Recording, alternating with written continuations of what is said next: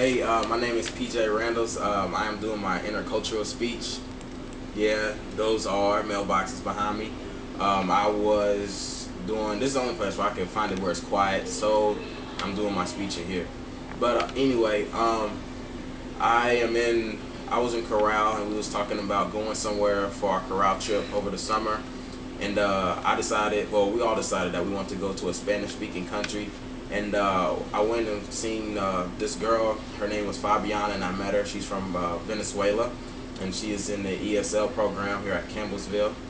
We spoke briefly about, her home country of Venezuela and about her family and sports. And then after that, I decided to do some research of my own, and just to find out what the country was really about, before we decided.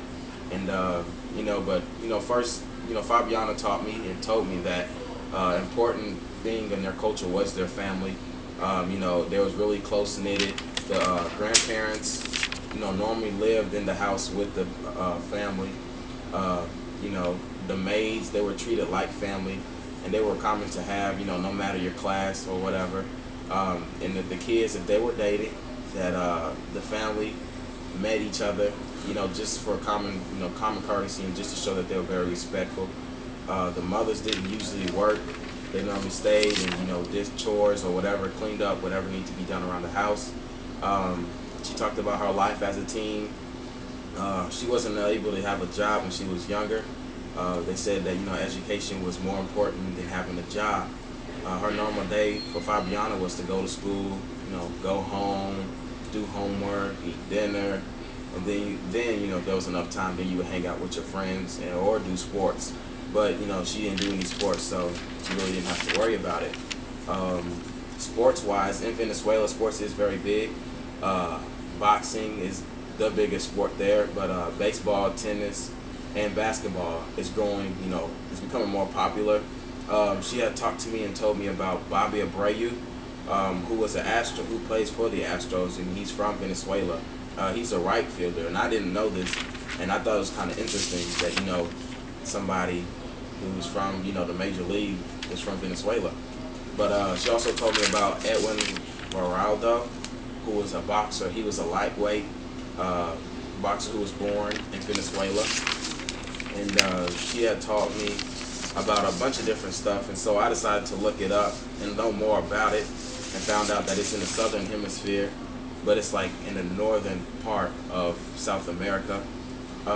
It's on the coast of the Caribbean, and to the east of Venezuela is Guyana, and to the west is Colombia, and south of it is Brazil. And the capital is Caracas, and that Venezuela's size is 2 times the size of Cali, or well, California. The population at Venezuela is about 28 million. It has a 1.6% increase each year, and it was because that the health and living conditions is becoming more sanitary, and so more people are deciding to coming back to where they was born at.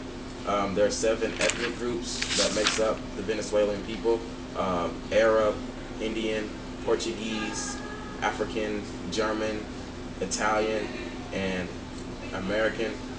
89% of Venezuela is rural area, while 11% is rural area.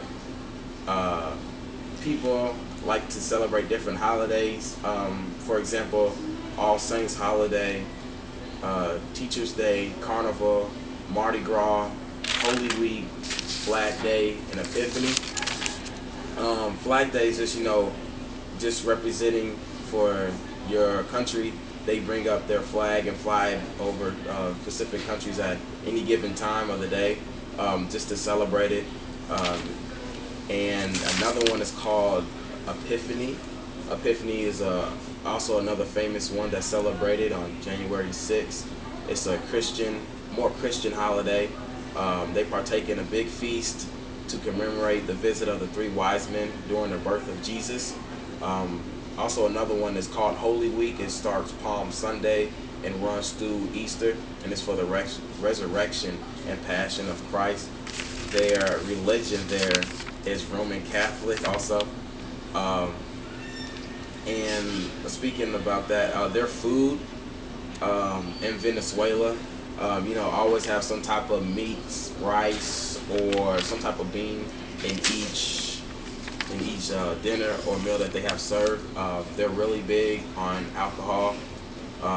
They eat a lot of pastries. Use a lot of sugar cane.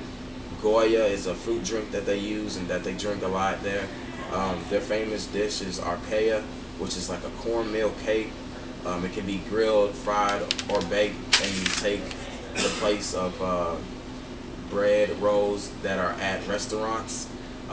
They also eat chapaya, which is the American version of a pancake, but instead of using syrup, they fold it and stuff it with cheese.